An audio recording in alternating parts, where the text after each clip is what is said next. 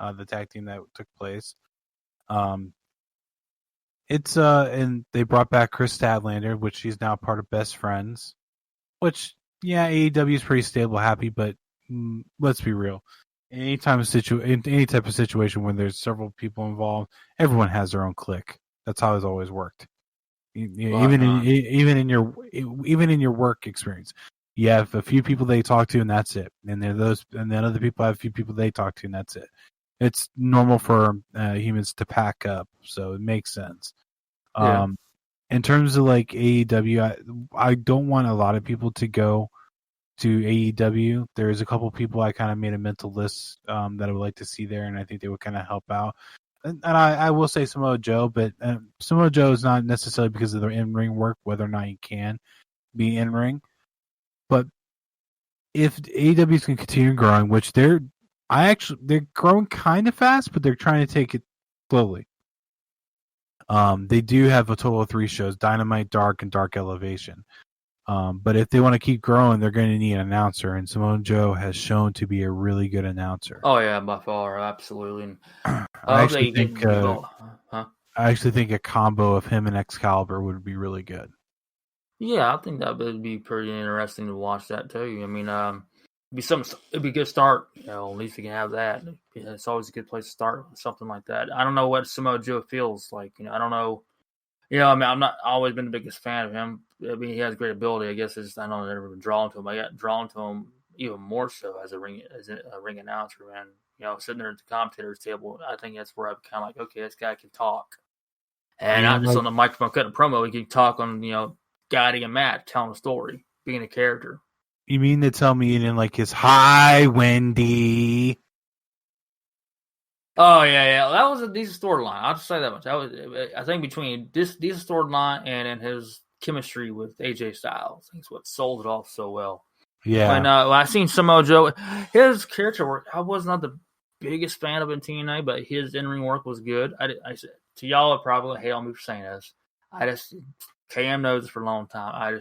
Have never been what you call a big fan of Joe. However, his work has improved. I mean, that's probably the wrong way to say it, but it's always been good. But it just never been big on Samoa Joe, but his commentating work is awesome. And if he was to go to AEW for a stable, of the stable, I think he would fit best with his Death Triangle. With Pac, Phoenix, and Penta. It might be a good way together too. And by the way, I'll let y'all know I'm not a fan of Roman Reigns either. So in case y'all think I'm singling out somebody, so I'm not saying I would get in. There's a few others you're not a fan of. Yeah, I know there is. The main thing I didn't like about Roman, and thank God he doesn't do this anymore, is before the spear. I never liked that. Yeah, I can understand. So it's just part of the gimmick on the trying to set up, I guess. But now, Samoa Joe, if he goes to AEW, it'd be good to have him on commentating table. I think he'd be good in a number of different companies. Impact to be decent, not perfect. I think it's the reason why I say it for, because it's not his same environment. It's not what it was at one point. It's like, where is it? My thought is like, where could he really fit in so well at? And it's to where NWA, they're growing what they have there. I think he could help evolve NWA more, but I want to go back to Impact real quick. What do you think about Violent by Design? Well, they're okay. They are. I'm still trying to grow on them. I'm growing a little bit. They've still got some more tweaks in there that I would feel more better with. They would tweak up some stuff that they're doing. Still not totally bought into everything. But it's there. It's not where I want to turn the channel. Yeah, I actually dig him, and it's just because I think, honestly, Eric Young is a really, really good. Oh yeah, he's selling that group like nobody's business. I mean, if it wasn't for him, I don't think that group would really work out. Honestly, I really don't think it would. It's something against Rhino. I think he's a veteran, long-time veteran, but he's got his own character. What he's doing inside that group faction. But Eric Young's selling it really wrong, really great. He's got Raw as such an the chemistry's so raw. I guess what I was trying to get at, but it's just growing on me. But I think they got me tuned in on them, so it's they're one of the bigger factions around, so it's working out so far pretty well. I actually didn't. In what happened on Impact, I actually didn't think after that speech in the match. I actually thought that Jazz, I almost called her Jacqueline, Jazz was actually going to retire. Well, she did. Yeah, I know she did, but I mean, when I saw her start the match, I thought we were going to get a Mark Henry swerve there.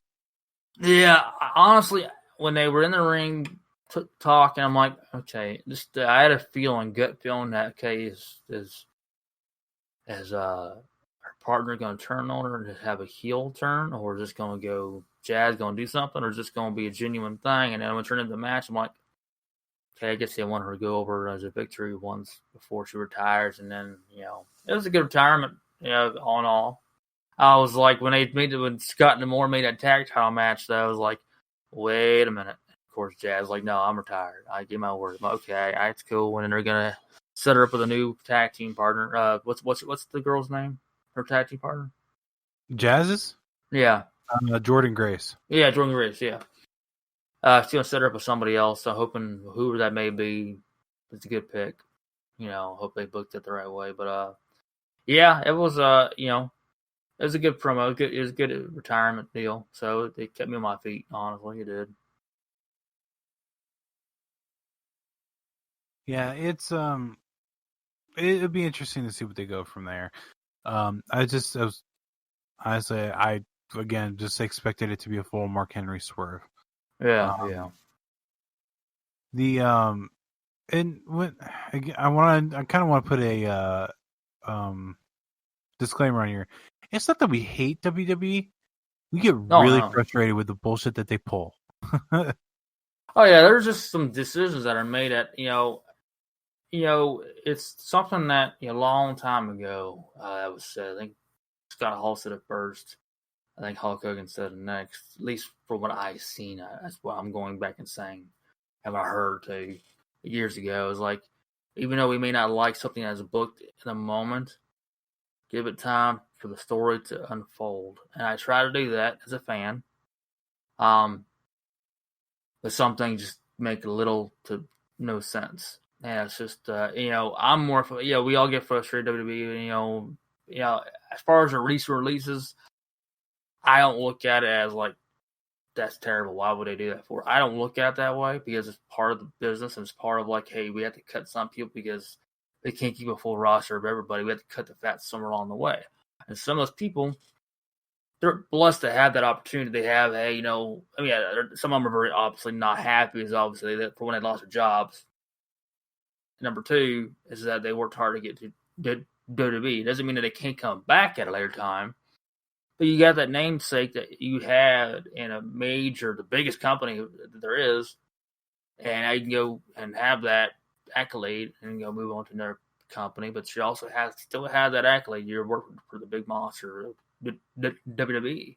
But having releases and having cuts and so forth, the whole 9 yards is part of it, and it's you got to cut the somewhere. One person that we need to talk about and didn't really agree on is Mickie James. I wasn't totally surprised, the way they booked her whenever she has been on TV, but I think it was time for her to go. Honestly, she could choose to be closer with her husband and NWA and help with that company. But I think, in my own view, I think it would be great to see her in AEW. And I say that not because, obviously we talk high on AEW, but also things we don't agree with on AEW. But I think not only with her in-ring ability, but also she's backstage helping out the ladies, trying to evolve. They're all young.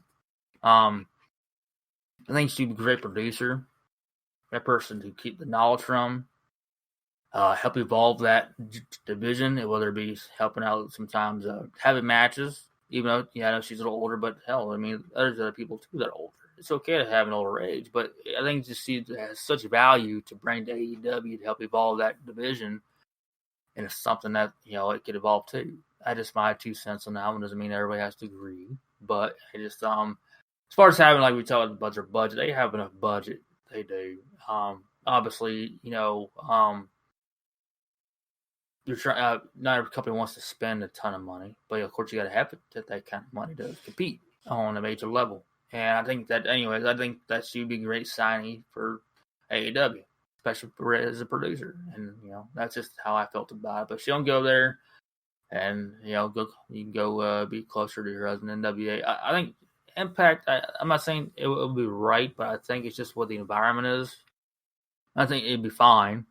But I just don't see her there anymore, honestly. But if she does show up in the Impact, then hey, better luck for her. And but that's just where I feel about it with Vicky James. Yeah, I disagree with the Mickey James thing. You and I discussed it before. Yeah. And I already told you my position on it. I actually had to double check something because someone sent me a fake post that says that the icons are all elite. So I wanted to see if that was actually real. It's not. Although I did see, checking on it, this is relative to AEW, that on Dynamite, Billy Gunn is going to be in a match against QT Marshall. God, they don't use Billy Gunn enough. He's still good in his ring. He still has good look. I mean, I know he does the dark, but it's just I think the only reason they're not using him that much is because I think they're trying to work up Austin and Connor, his kids. Oh, that's fine. Because the way I read the reasoning is because apparently on Dark tonight, QT took a cheap shot at Billy, and so it's Billy getting back. And to me, that kind of shows that they're showing restraint from using the older talents as much as possible. So I don't think it's a bad thing. Well, I'm not saying you should use them all the time. I just don't think they use them a little bit of enough. Don't say every week, Mark. Not every week. Not hell. You don't have to use them even every month on TV. I just think last time I seen him in the ring on Dynamite was against MJF. That's the last time I can recall him being in. It's it's been a while. So I just feel like it was a while ago. I just feel like they could utilize him a little bit more to help out with the younger talent because you got a name right there with Billy Gunn. I just feel like they're just being more used. But obviously, you're not trying to overuse it because obviously, like we said, we both agree is that you got young talent, but the young talent has to get over more so because not only with the in-ring seasoning, but also when you have a veteran there with a great name, it helps out with your other talents. That's why I say I think I would like to see them being used, him being used as well as kids too, but him being used a little bit more. But I don't have any issue with the limitations on it. It's just I think. I'm saying you can use it limitations. Just I just think it's just too much of limitations. Just a little bit more used. It's not seldom used. That's what I'm saying. Limitations is fine. That's what I'm saying. Right. You can have that. Mm-hmm. I like that. It's just just not enough. That's all I'm saying. Right. All right. Anyway. Yeah. No, I get it. There was also, I wanted to bring this up, and I don't know how to do it organically, but I saw recently, well, I know you missed NXT, but the NXT champion now is Karrion Kross, who won the title off of Finn Balor. Karrion Kross apparently sent out an Instagram photo of John Cena with 2 belts, and then John Cena replied with a picture of Karrion Kross. So there might be a tease here that John Cena might return to face Karrion Kross as a retirement feud. I don't think it'll be a retirement feud, but I think it'll be a match, maybe in time. Well, John Cena hasn't really been on TV much for WWE, and it looks like he's going full on into acting like The Rock did. No, that's fine. I mean, what else? What else was Cena? He's making a road, not for himself, but for future WWE superstars, wrestlers, as we prefer to call them. But it's what else can Cena really do? I mean, we can sit there and he come out there. I mean, I know he's gone quite often, but it's just more or less what else is there really for him? I mean, he can sit there and put over talent all the time, but John Cena is not like your typical talent. He's not. He's not like your, I'm 50 years old and or 45, and I'm just going to be infused with younger guys, get beat, or